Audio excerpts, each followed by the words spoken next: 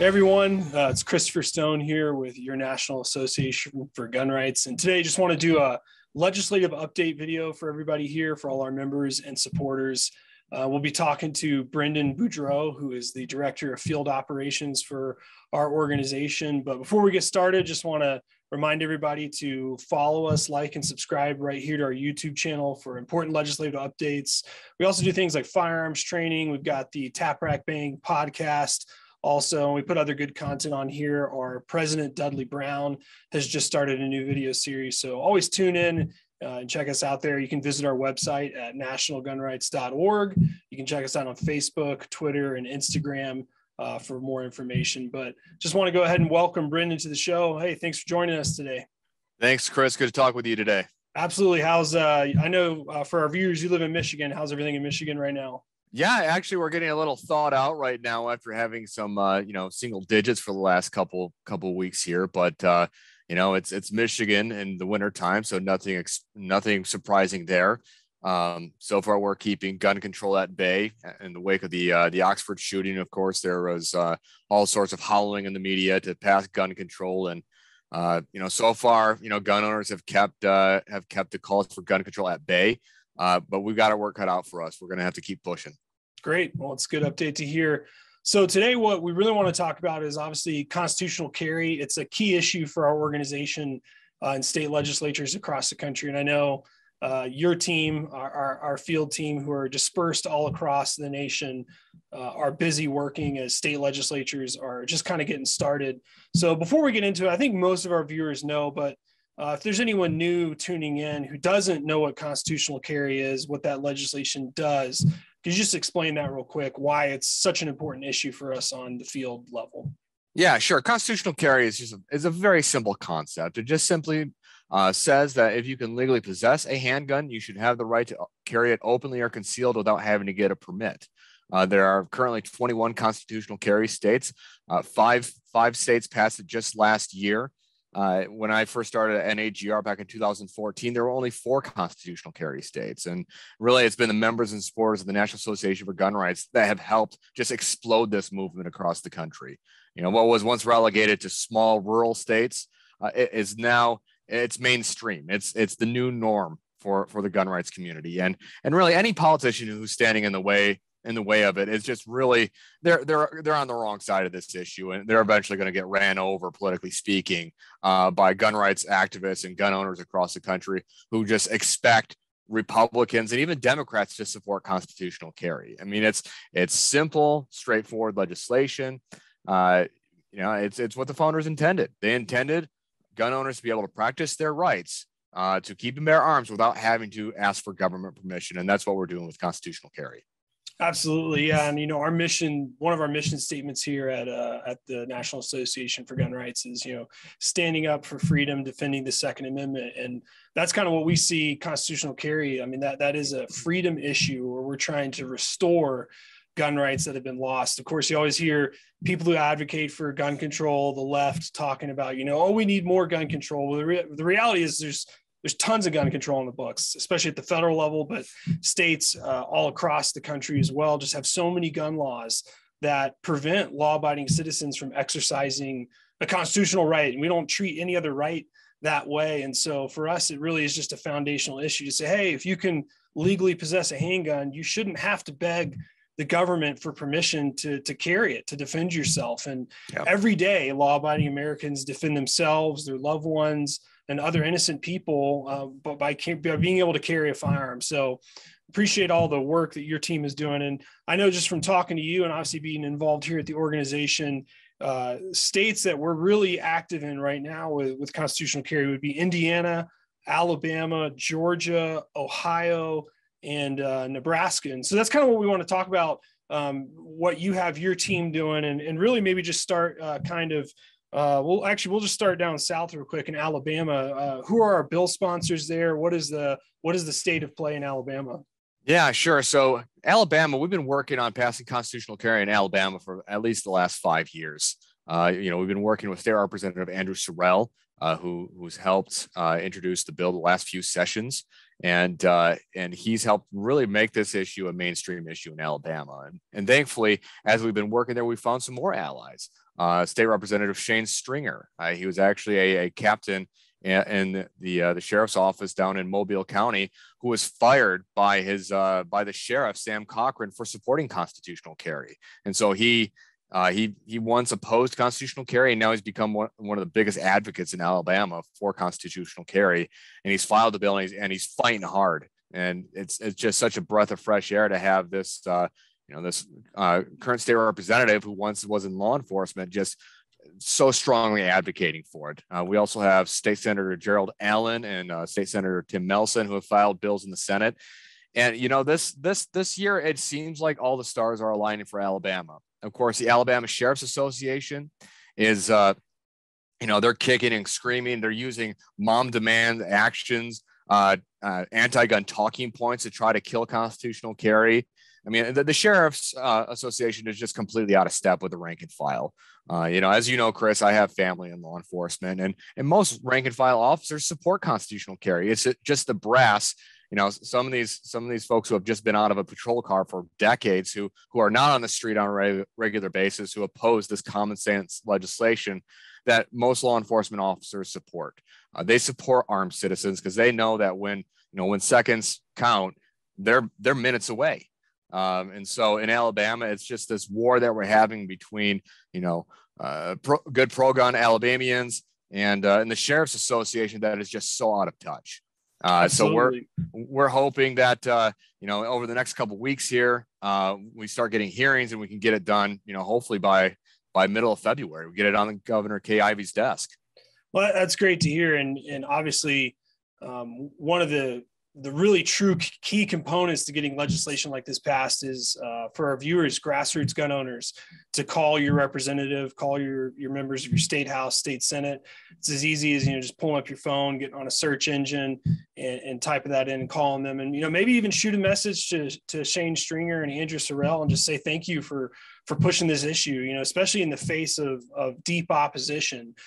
Because we know that there's several states kind of in the Southeast that have passed constitutional carry. We got Mississippi, obviously Texas, Tennessee has a law as well. And we're working in South Carolina and in Louisiana. But I also know we kind of talked about Georgia as another state with constitutional carry. And I believe Dudley Brown, the president of our organization, will be down in Georgia on January 19th at an event. That's correct. Yeah. The state senator sponsoring legislation there, Jason Anavitarte, he's actually putting on this constitutional carry rally in Woodstock, Georgia, that Dudley's going to be speaking at. We're going to have some of our staff and volunteers there giving out gear, collecting petitions, supporting constitutional carry. And NAGR has been involved in the fight for constitutional carry for a long time in Georgia. And, it just it seems like, again, the stars are aligning. You have Governor Brian Kemp, who's getting a primary in 2022, who's all of a sudden feeling that pressure that he has to be more conservative after getting called out for being a rhino since he's been governor. And now, this is why elections are so important. Elections have consequences. And not only that, when politicians are up for re-election, that's when they're most susceptible to grassroots pressure. And that's why, pro-gun Georgians have to put pressure on their lawmakers this year, right now in January, because you got Brian Kemp, who's really sensitive. You got state representatives and state senators who are new legislative districts after redistricting. So they're just feeling the pressure from the grassroots. And it looks like, we might get Georgia after looking like there are some real institutional roadblocks there with the Speaker of the House Ralston, Governor Kemp. It just really seemed like Georgia was still a couple of years away, just with some of the institutional blocks there. But right, elections can change things very rapidly. Absolutely, and it just reminds me, it's kind of that snowball effect. The more states that pass this legislation, especially neighboring states. Yeah, we see that progress. And that's why it was so great to get 5 states last year. And we're hoping to get more this year where, we could be rapidly approaching 30 states in the country with constitutional carry. And that's our goal. Obviously we have uphill battles in places like California and New York. Obviously those are real long-term undoing a lot of damage which has been done. But in a lot of these states which have considered themselves pro-gun, it's a great opportunity to build that momentum. And I know also it's not just the Southeast, but we've kind of got the Midwest. We've got Ohio and Indiana also considering bills, and then Nebraska. Tell us a little bit about Ohio and Indiana. What's going on there? Yeah, sure. Well, and you know that I spent a year in the Ohio General Assembly working for State Representative Ron Hood. And really, the constitutional carry movement in Ohio has all the thanks to give to Ron Hood. He started pushing constitutional carry back in the 90s when it was still called Vermont style carry, because Vermont was the only state in the nation to not have a permit or ever to require a permit for carry. And so he's been forcing roll call votes. He's been forcing the issue forward. And unfortunately, he's not in office anymore this term to see maybe it go through because of term limits, kicked him out of office, sadly. But you've got other folks there like State Representative Tom Brinkman, who's been an ally of gun owners for a long time, who, we've seen the Ohio House pass their version of constitutional carry, and the Ohio Senate has passed their version of constitutional carry. And you've got Governor Mike DeWine, who he's really not a friend of gun owners. I mean, he's endorsed red flag, he's endorsed other forms of gun control, but he's also said that he supports constitutional carry. And guess what? 2022, he's up for re-election, and he's got a primary from Congressman Jim Renacci. And Renacci's not exactly a conservative hero either, but he's running to the right of Governor DeWine. And those electoral pressures are so crucial. Yep. And that's where you could just really get it. Again, you have new districts in the Ohio General Assembly that are, of course, going to have an impact on how the legislature votes on this too. So, there's still a lot of work to be done, because I'm very cynical towards Ohio, having worked there for a year, and just see the politics that they play. Because, they can very easily just send the bills to each other's chambers and then, don't do anything. They have their votes, they can go back to their districts and say, oh, well, I voted for constitutional carry. That's where gun owners have to just yell at them, politely yell at them right. to get it done. There's no excuse for Ohio not to become a constitutional carry state in 2022. Right. And as you mentioned, and I just want to remind everybody listening, you've worked in the General Assembly in Ohio.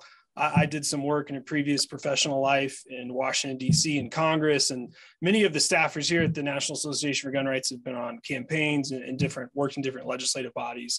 And I know we can honestly tell you that when you make calls, when you fill out petitions and postcards, those matter. The staffers in those offices get them, and they have to report up the chain, what the constituents are saying. And when we send you a postcard in the mail, and we have these petitions online, we really do deliver those. We print them out. If we fax them, we hand deliver them. I've delivered tens of thousands of petitions in my time here. And so it truly matters. It shows the members in those legislative bodies that their constituents are watching, and they want them to do the right thing. So please take action when you get those emails. Those are legitimate.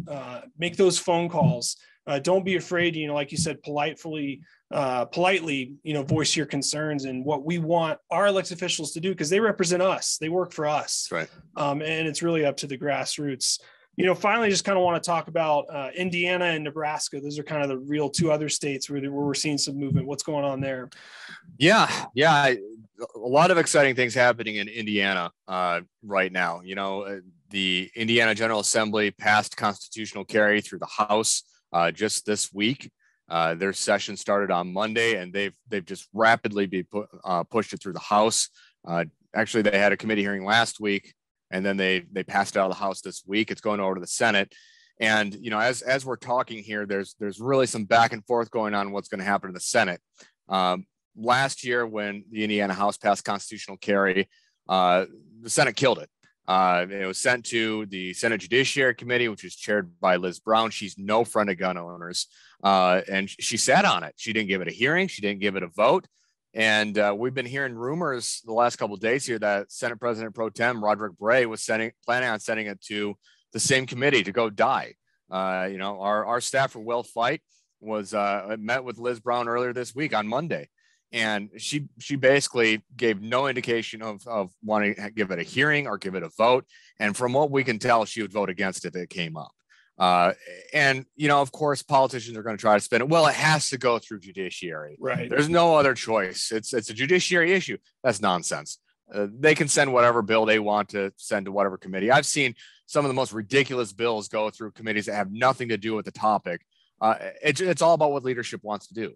And we're hearing rumors that members of the Senate caucus are trying to, push the Senate President pro tem to send it to another friendly committee. In fact, that we're hearing that there's one committee chair saying, I will gladly take the bill and I will gladly pass it out of committee so we can pass constitutional carry in Indiana this year.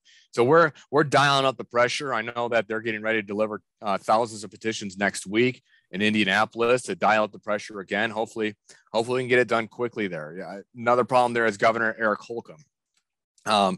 He's no friend of gun owners. He's fully endorsed Indiana's red flag law. During the campaign in 2020, he basically poo-pooed the idea of constitutional carry. But the thing is that it's a simple majority to override his veto. So right. Even if he were to veto it, all they'd have to do is vote for it again. So of course, Holcomb's probably working behind the scenes to try to kill it so he doesn't have to deal with it. But that's where, again, grassroots pressure is so crucial, just to pour it on him and pour it on the Senate, just to make it clear that this is a hot potato, guys. You got to pass it to get rid of it. So, that's where, as Chris was saying, we're dialing up calls, we're dialing up social media ads, delivering petitions.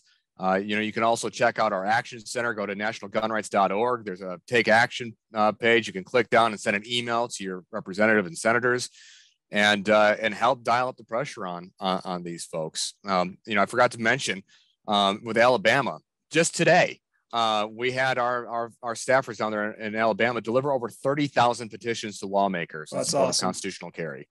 So over in Nebraska, the Cornhusker state, such a bizarre state with their unicameral legislature, yeah. And unicameral, nonpartisan. It's anyone's guess if they're going to pass it there. The issue is that because they are nonpartisan, they don't technically have party labels, but you know what party these people are part of. And the Judiciary Committee there is controlled by Democrats. The Democrats in Nebraska are, they're from Lincoln, they're from Omaha, they're anti-gun, and they're not going to pass it. So we're dialing up the pressure on the speaker there, Speaker of the Senate. We're dialing up pressure on the senators to bring it to the floor. We think that if we can get the bill to the floor, it'll pass. And again, it's this inertia thing. When you have 21 states and you look at Nebraska is completely surrounded except for Colorado. So there's really no reason for them to still have the permit requirement. We get 1, 2, 3, 4 constitutional carry states this year. That gets us up to 25 states. And then we're talking about if Georgia passes it, that might change the math for South Carolina, where we've been pounding on South Carolina for years. Right. All of a sudden, South Carolina might pass it. And then what happens in 2022 if Republicans sweep Pennsylvania, Michigan, and Wisconsin? We might get a couple more there. I mean, it's amazing. Chris, we've been doing this for a few years now just to see how quickly this is just kind of steamrolled on us. Like you said, we could be at 30 states, just in the next few years here. Absolutely. Well, that's the goal. Appreciate all the work you're doing, Brenden, all the work that the field team at the National Association for Gun Rights is doing. And like we've said, please just follow us online. You can go to gunrights.org. You can go to nationalgunrights.org. They redirect to the same place. You can check us out here on YouTube, subscribe for updates, Facebook, Twitter, Instagram. Take action. It's the power of the grassroots that really gets this stuff done, that prevents gun control and helps restore the Second Amendment by passing good pro-gun laws. But Brenden, thank you for your time, and thanks to all our viewers. Stay tuned for more updates from the National Association for Gun Rights and what we're doing to help defend the Second Amendment. Thanks, Chris. Thank you.